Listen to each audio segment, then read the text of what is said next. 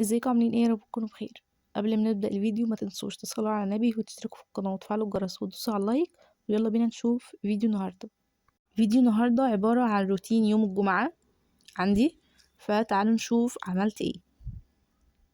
اول حاجة عملتها صحيت الصبح، رتبت السرير وبعد كده غسلت اسناني، وهغسل شعري بشامبو لوريال، النوع تاني خالص غير النوع اللي كنت موريهولكوا قبل كده في فيديو. هغسل بقى وشي بصوب انجلري، حلو جدا للبشرة، بيخليها سيراميكا يعني. بعد كده هتوضى واصلي الضحى وهقرا سوره الكهف، حلوه جدا يوم الجمعه. ما ننساش الاذكار والتسابيح وكمان الاستغفار ونصلي على النبي كتير. بعد كده بعد الصلاه بادي سبلاش وليب بالم والمخمريه. ندخل بقى على المطبخ. عايزه اقول لكم ان احنا ما عملناش كوسه خالص ولا بتنجان على القناه، فقررت النهارده ان انا اعمل الغدا بنفسي، وكمان هيكون كوسه وبتنجان. ده حجم الكوسة اللي كان متوفر، فاحنا ملقيناش الحجم الصغير اللي بيكون مناسب للمحشي. والبتنجان كان حجمه مناسب جدا للمحشي، فالكوسة بتكون حلوة جدا في المحشي، وانا بفضل الكوسة عن البتنجان. بعد كده غسلناهم كويس جدا عشان لو فيها اي اتربة او اي رملة او اي حاجة تكون مغسولة كويس جدا ونضيفة. اكتر فيديو تعبت فيه من يوم ما عملت القناة. خليني الاول اقول لكم انا عملت ايه في الكوسة وبعد كده احكي لكم اللي حصل. هنا جبت السكينة دي اللي هو سنها بيكون مدبب، لان ده اللي انا هقشر بيه الكوسة. ده مقوار الكوسة صغنون كده على قدها. هشيل دي من فوق ومن تحت، وبعد كده هجيب الكوسة اللي هو هخربشها حاجة بسيطة جدا بس تكون كلها متخربشة بنفس الشكل.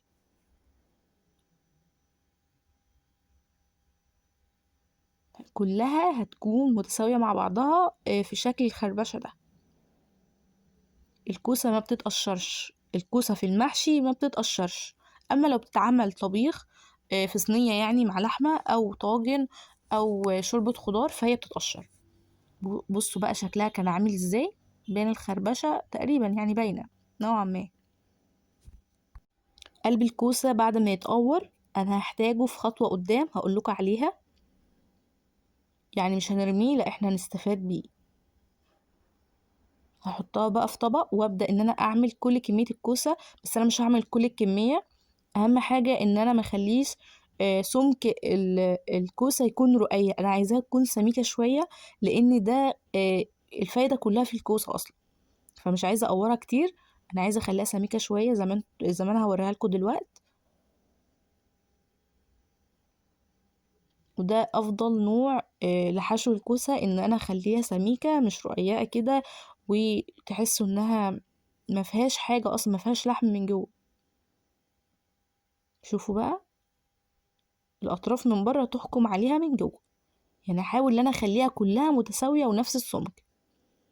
وانا بقى بعمل باقي الكميه خليني اقول لكم ان انا تعبت في الفيديو ده بجد. اول حاجه ان دخلت المطبخ الساعه 10، طالعه من المطبخ الساعه 5، ازاي ما اعرفش. بعد كده كمان ان انا كنت بصور في نص التصوير بالظبط، اللي هو حاجات مهمه جدا، الاقي مساحه التليفون اتملت والكاميرا مش راضيه تفتح خالص، ازاي ما اعرفش. دي حاجه تانية كمان. حاجه تالتة ان انا بمنتج وحصلت احداث كتير قوي في الفيديو وانا بصور. خليني بقى اقول لكم وانا بمنتج سجلت وتمام هفنش الفيديو. انا المونتاج حلو رغم ان هو يعني بيبقى صعب، بس ما حصلش اي حاجه في المونتاج. بس وانا بسجل الفيديو سجلت وكل حاجه تمام وخلاص راح احفظ التسجيل، لقيت كل حاجه اتمسحت. ازاي برضو معرفش، يعني اللي هو قاعده بسجل فيه من الساعه 10 للساعه 11 ونص وفجأة ملاقيش التسجيل. يعني بجد بجد حاجة كده تقهر. يعني ان انا اللي قاهرني اكتر ان في حاجات مهمة انا قايلاها في التسجيل الاولاني انا اصلا مش فاكراها عشان اقولها في التسجيل التاني. فالحمد لله الحمد لله. عايزه اقول لكم كميه الكوسه وكميه البتنجان اللي انا عملتها معاكم، ماما اللي هتكمل الكميه وانا بقى هكمل باقي الحاجات دي في المطبخ. هجيب بقى معلقتين من السمنه ومعلقتين من الزيت. الكميه اللي انا حطيتها من الزيت تقدير معلقتين من الزيت. هعمل خلطة المحشي، وفي تركية مهمة جدا هقولها لكم او هوريها لكم وانا بعمل المحشي. خطوة مهمة جدا، في ناس تعرفها بس ما اعتقدش ان في كتير يعرفها يعني. هجيب بقى بصلتين وسط او بصلاية كبيرة، هقطعها كده مكعبات صغيرة وهحطها تدبل، مش هحمرها، تدبل بس. كملي الفيديو للاخر عشان في حاجات مهمة جدا تستفادوا بها اكيد. كمان ما تنسوش اللايك والشير، شيروا الفيديو في كل مكان، وما تنسوش الجرس عشان يوصلكوا كل الفيديوهات اللي بنزلها جديد. على الرغم من ان انا في حاجات قلت ان انا هنزلها بعد العيد او في العيد وما نزلتهاش، بجد بعتذر عنها. ان شاء الله ان شاء الله هنزل لكم فيديوهات تعوض الفيديوهات اللي انا قلت عنها. وفي العيد الجاي ان شاء الله هنزلها. كمان حاجة، في حاجات كتير قوي انا بحاول ان انا انزلها، ولكن بجد الوقت بيضغط عليا، انا ما بعرفش انزل حاجة لان الفترة ديت امتحانات ومذاكرة وكمان شفوي، حاجات كتيرة جدا ملخبطاني، فمش قادرة ان انا اركز في اتجاه واحد، اللي هو لا، غير بالعافية. يعني انا ركزت في اتجاه واحد فبركز بالعافية، فمش هقدر بقى ان انا اركز في كذا اتجاه. يعني بحاول بقدر الامكان ان انا انزل فيديو. فهو انا قاعده امبارح الخميس بالليل قلت لازم اصور فيديو روتين الجمعه وانزله القناه، عشان الفيديوهات اللي انا وعدت بيها وما نزلتهاش، رغم ان في قله تفاعل مع الفيديوهات، وبيوصلنا على الابلكيشن ان مفيش حد بيكمل فيديو للاخر. فكمل الفيديو للاخر يمكن تستفادوا بحاجات موجوده. الفيديو يعتبر كده خلص من الجمعة بالليل، فالمفروض ان هو هينزل كمان ساعة من بعد التصوير ده، اللي هو مثلا الساعة 12، فممكن ينزل على الساعة 1 الساعة 2. فلو ما نزلش في التوقيت ده ممكن ينزل الصبح، فهو على حسب جودة النت عندي. يعني انا لما بقول في فيديو هينزل الساعة كذا فممكن يتمسح وينزل تاني، على حسب برضه. هنا بقى هضيف الطماطم بعد ما البصلة دبلت. الطماطم كانت حوالي نص كيلو، ضفت انا عليها قطعتين من البنجر الاحمر، ده غذاء ومفيد جدا، وكمان هيحمر لون الطماطم معاكي. هدي بقى تقليبه وهبدا ان انا احط البهارات. حطيت بهارات ايه؟ توابل حصى من اللي احنا طحناها مع بعض، معلقه من كل حاجه، معلقه ما عدا الملح، وكمون، فلفل اسود نص معلقه، وبابريكا وكزبره ناشفه، ومعلقتين ونص من الملح بالظبط. بعد كده ما زودتش ملح.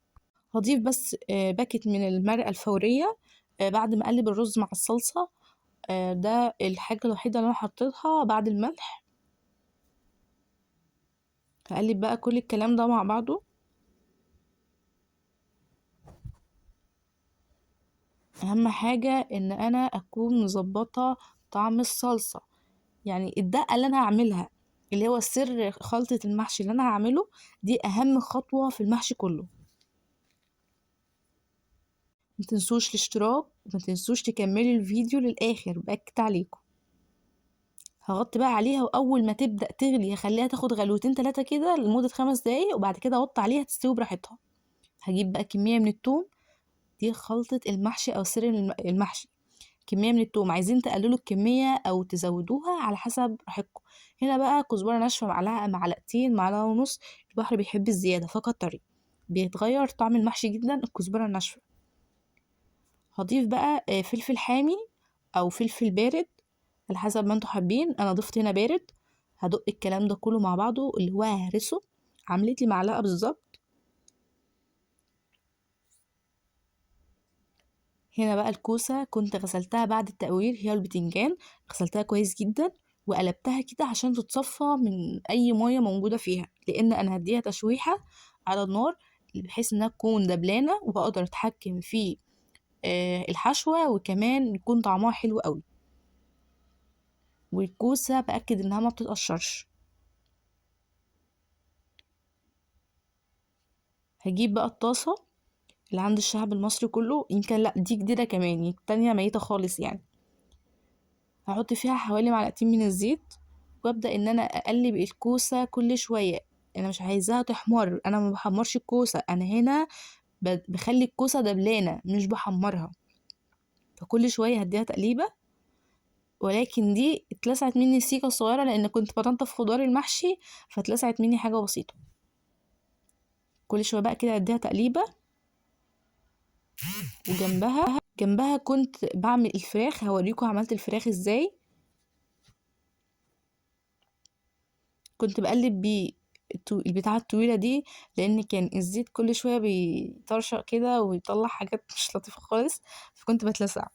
المفروض يعني تقلب بمعلقة عشان تحكمي فيها اكتر ان هي تتلون كلها، بس هو الحل الوحيد ان انت تقلبي بحاجة طويلة عشان ما تلسعيش من الزيت، لان الكوسة بتنزل مية كتير جدا. حتى برضو لما تلاقي ان انت خلاص حشتيها وحطيتيها في الحلة وبتستوي، هتلاقيها منزلة برضو مية برضو او عصارة.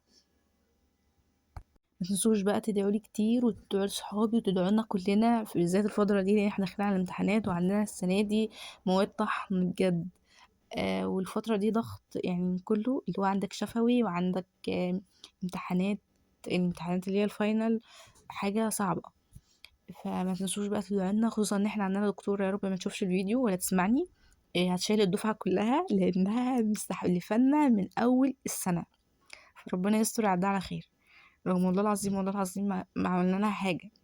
يمكن دفعة كده او شلة كده عملت لها حاجة، معرفش هي ايه، بس الله اعلم يعني. فربنا يستر عدها على خير. احنا خايفين من المادة دي جدا، رغم ان هي كانت تكاليفها كتير قوي وكانت صعبة قوي، فربنا عدها على خير. متنسوش بس تدعولنا، وهنمشي ان شاء الله بدعواتكم. خلينا بقى نكمل في الكوسة ونكمل في حوارات المطبخ، احنا ملناش غير المطبخ يا جماعة. حمرنا بقى اول مرة ودي تاني مرة في الكوسة، اقلبها برضو كل شويه عشان مش عايزاها تحمر زي الاولانيه. رغم ان اول مره عملتها في الطاسه كانت طعمها حلو جدا باللسعه اللي هي خدتها دي، رغم ان انا ما اقصدش اللسعه دي خالص يعني. هنا بقى هشيلها، يعني رغم انها ما اتلونتش بس هي انا حسيت انها خلاص هتبقى دبلانه وكده. نفس الزيت ده هحمر في البتنجان، لان هو الزيت ده اصلا عباره عن ميه كوسه، فمش هرميه يعني. حمر بقى البتنجان برضو، والبتنجان كده كده هتديله تقليبتين 3 وتطلعيه، لان هو كده كده اسود، فمش هيبان فيه اي لون، هو مش محتاج يتحمر اصلا، هيدبل بس زي الكوسة ونطلعه بره.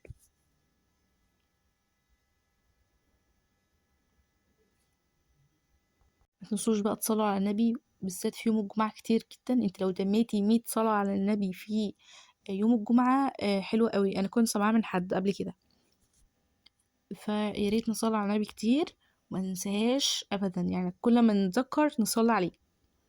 خلصنا كمية البتنجان، هنطلعه هو والكوسة يبردوا شوية، ونبدأ بقى نعمل الصلصة. كانت استوت تماما، ولكن انا هشغل النار تاني وهضيف عليها الخلطة اللي احنا عملناها مع بعض. اول ما تسخن معايا هضيف لها الصلصة دي، الدقة دي عفوا، واقلبها بقى ببعضها كده لحد ما ريحتها تطلع، والريحة كده تبقى طالعة حلوة قوي. عايز كده بقى تشميها بقلبك كده، وانت بتشميها كده وانت بتعمليها تبقى حلوة قوي قوي. جربوا الدقة دي بجد، هتفرق جدا في طعم المحشي. يعني هو في ناس تعرفها وفي ناس ما تعرفهاش، بس كتير قوي ما يعرفهاش. كنت كل شوية بقى ببص على الفراخ، يعني هو عايزة اخليها تسوي على نار هادية. ودي انا كنت قايله لكم الحله التيفال دي قشرت، فالقعر الحله كله ألمونيا، فانا كل شويه بقلب في الحاجه عشان ما تلزقش معايا. فان شاء الله مستقبلا، يعني في المستقبل هنجيب حلل. هو المستقبل ده امتى مش عارفه، بس اول ما نجيب حلل هقول لكم ان شاء الله، يعني احنا مع بعض اهو. بعد كده بقى هجيب كوبايتين ونص من الرز، واغسلهم كويس جدا وانشفهم كويس جدا من الميه، وهحط بقى الخضار اللي هو شبت وكزبرة، ولو متوفر عندك بقدونس. والناس اللي مش هتعمل الدقة دي ممكن تقطع فلفل وتحط معاها الخضرة دي. وفي المرحلة دي لو انتوا حابين تضيفوا مرقة عادي، مش حابين عادي برضو، اللي هو مش متوفر يعني. ابدأ بقى اقلب كل الكلام ده. انا ما كنتش عارفة اتحكم في التقليب، ولكن حطيت كل الكلام ده في حلة في صينية، وبدأت بقى ان انا اقلب كويس جدا، يعني قلبت بايدي كمان مش بالمعلقة. شوفوا بقى لون المحشي احمر ازاي من البنجر. البنجر هيفرق جدا في اللون، وهو مش هيدي طعم بس هو مفيد، اللي هو كله حديده كده مفيد جدا للانيميا كمان. هجيب بقى الحله اللي هحشي فيها، واحط فيها حوالي معلقتين زيت، واحاول بقى ان انا اخلي الزيت ده كله مغرق الحله. وجات الخطوه المهمه اللي انا قلت لكم عليها عند تقوير الكوسه. يعني ما هنش عليا حتى اطلع الفرشه ولسه هعمل، مفيش وقت. جبت بقى الحاجات اللي انا كنت مطلعاها من الكوسه، اللي هو قلب الكوسه. تمام. هقطعه كده شرايح واحطه في قعر الحله، وانا ما رمتهوش واستفدت بيه. دي الخطوه اللي انا قلتها لكم في الاول. هوزع بقى كل الكميه بتاعه قلب الكوسه دي في الحله كلها. ده هيكون عازل بين ان الحله تلسع الكوسه او الكوسه تتحرق من قعر الحله.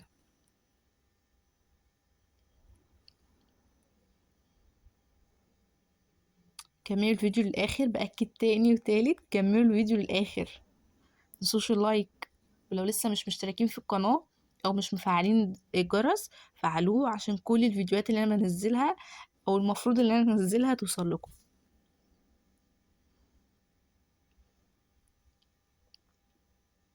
هبدأ بقى احشي كل كمية الكوسة وكل كمية البتنجان. هيتبقى رز كتير جدا، بس احنا استخدمناه يعني ما رميناهوش، ومفيش حاجة اليومين دول ببلاش خالص يعني. ربنا يهونها على الجميع ان شاء الله. نحشي بقى الكوسة كده ونحاول ان احنا ندوس عليها كده، ان هو ما نخليش فيه فراغات بين الرز وبين الكوسة. وكمان ان هو ما نملهاش، لان هو الرز هيزيد، فما نملهاش كلها، نخلي فيها فراغ بسيط كده زي ما انتم شايفين. ونشيل اي رز على الكوسة من بره، عشان يبقى شكلها حلو كده ممسوحة كويس. شوفوا بدوس عليها ازاي بعد ما بحشيها، اللي هو لسه ما كملتهاش، وبرضو باخد الفراغات الموجودة فيها عشان الرز ما يطلعش معايا لسه طري، وكمان كده يكون متكبس في بعضه، مش هيستوي خالص. هكمل بقى حشو كل الكمية. انا حشيت لوحدي، ما فيش حد، ماما ما ساعدتنيش. هي بس ماما ساعدتني في التقوير الكوسة والبتنجان، وحمرت تقريبا معايا الفراخ، وساعدتني شوية في السمبوسة، وكمان عملت معايا ورق الخاص. احنا هنعمل كمان ورق خاص يا جماعة، نسيت اقول لكم، انا كنت قايلة في التسجيل الاولاني.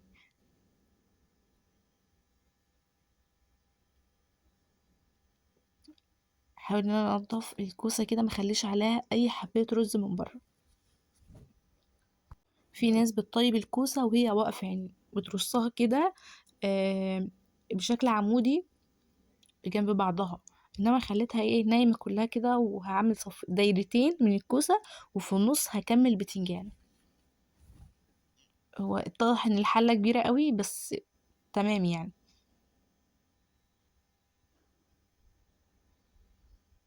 هحشي بقى كل الكمية لحد ما اوصل بالشكل ده.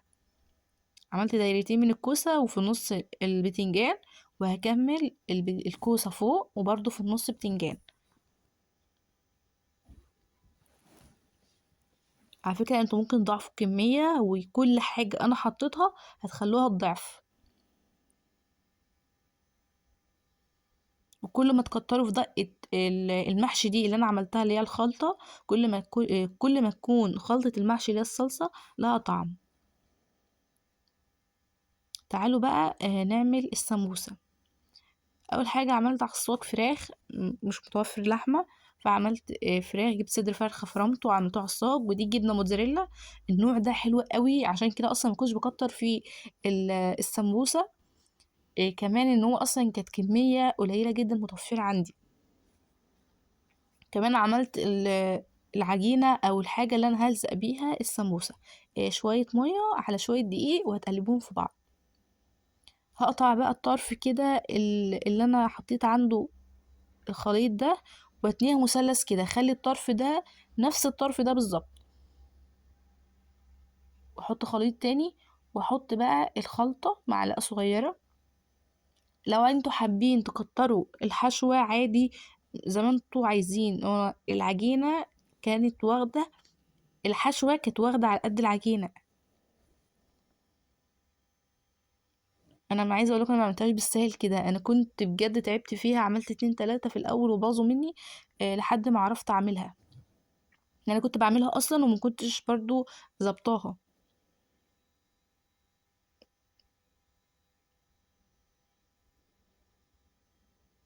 شوفوا بقطعها ازاي عشان تظبط معاكي طرف السمبوسة.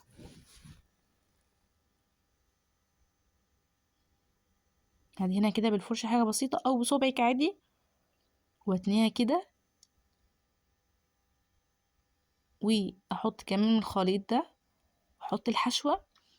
ممكن تشكلوا من السمبوسة، يعني ممكن تحشوها جبن، ممكن تحشوها جبنة قديمة، جبنة رومي، جبنة قريش، جبنة بيضة، جبنة موتزاريلا، بس لحمة مفرومة، فراخ مفرومة، اللي انتوا حابينه.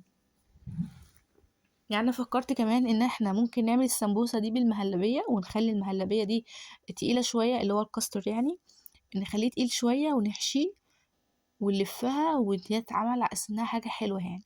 وبعد ما تتقلي نحطها في سيرب شربات، اللي هي زي القطايف، تبقى اكيد هيبقى طعمها حلو، فانا عايزة اجربها معاكم. عملت بقى كل الكمية دي، هقليها في الزيت، ومش هخلي النار هادية، لان لو هديت النار هتشرب منك زيت كتير، فالافضل ان انت تعلي النار. معرفش هو كان محببة كده ليه، بس ده اكيد من نوع العجينة، بس كان طعمها حلو قوي بجد. وما كانتش شاربة زيت خالص، كانت الجبنة بتمط فيها كده. انا عايزة اقول لكم على نوع الجبنة، هحاول ان انا هوريه لكم الفيديو اللي جاي. هو نوع حلو جدا، معرفش اصلا، هو غريب كده، انا اول مرة اشوفه، يعني حتى ما شفتوش على الميديا، ما شفتوش خالص، انا اول مرة اشوفه، اول ما اخويا جابهولي. تعالوا بقى نعمل فراخ. حطيت معلقتين من السمنة، بعد كده بقى في صوص توم كده، واقطعها شرايح، وادوهم تقليبة، بحيث انا عايزاهم بس ايه، ياخدوا لون بيج كده، يعني مش دهبي، حتى بيج، يتبالوا بس في السمنة. وبعد كده هضيف عليهم بصل. بقى لو حابين تكتروا كمية البصل في الشوربة تمام، وكل ما بتكتري بصل في الشوربة كل ما تكون طعم الشوربة احسن. انا بس هجيب بصلاية وسط واقطعها كده، عشان دي اللي هشوح بيها الثوم والطماطم مع الفراخ. احط بقى بصلتين، من البصل لما بيتحمر بيبقى ليه طعم حلو قوي. والطماطم، وهجيب طماطمايه وسط، وهقلب كل الكلام ده كده مع بعضه، يعني اللي هو تشويحة. الطريقة دي هتخلي طعم الشوربة حلو قوي، يعني مش هتخلي كمان الشوربة لها ريحة زفارة ولا أي حاجة. وأصلا لو انتي مش غاسلة الفراخ كويس، فأكيد أكيد الشوربة هيكون ليها ريحة زفارة. أنا ما شوحتش الفراخ ولا حاجة، لأن الفراخ كانت تعتبر فريش، لأن هي كانت من أسبوعين بالظبط لسه في التلاجة.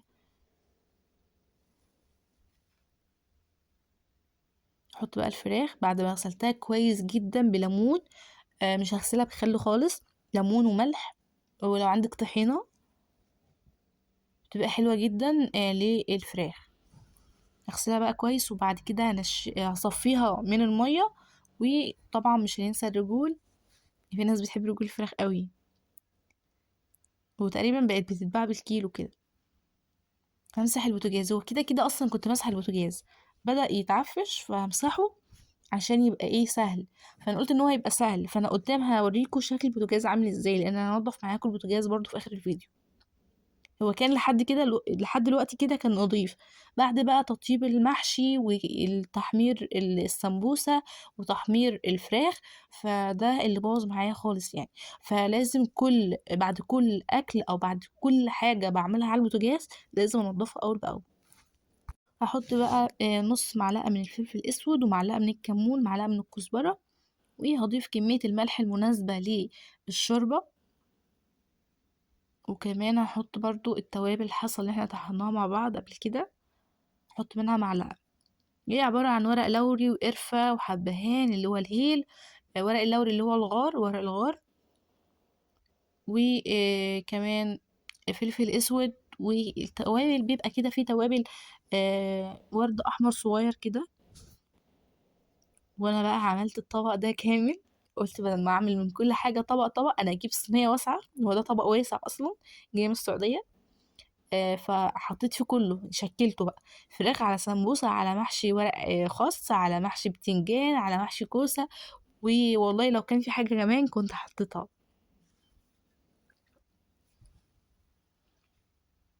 احلى شوية محشي كلتهم في حياتي بجد، رغم ان هما كانوا على استعجالة، وزي ما قلت كنت داخلة المطبخ من 10 ل5، معرفش كنت بعمل ايه، بس كانوا احلى شوية محشي بالهنا والشفا.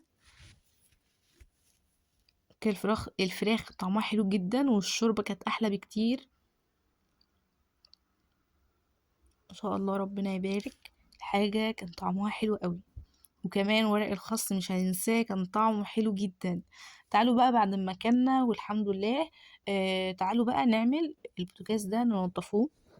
شوفوا بقى، يعني انا كنت بمسح فيه، شوف كان شكله ايه، يعني هو كان الحمد لله نضيف شوية. هجيب بقى المسحوق ده، جد حلو قوي، ستريس حلو جدا، اول مرة اجربه. بس انا عايزه اقول لكم ان الحوامل بتاعت البوتاجاز دي ظهر، فلما سألت قالوا ان هو اصلا صعب الزهر ده ينضف، وانا استخدمت له حاجات كتير جدا، من ضمنها ملح ليمون، بيكنج صودا، خل، ميه سخنه، بريل برضو مسحوق من البريل، مش بريل مساحيق كتير جدا من البريل. الفوم ده هو السبب اللي بيخلي الدهون تطلع، اللي هو بيعمل فوران كده بيتفاعل مع الدهون فبتطلع منه.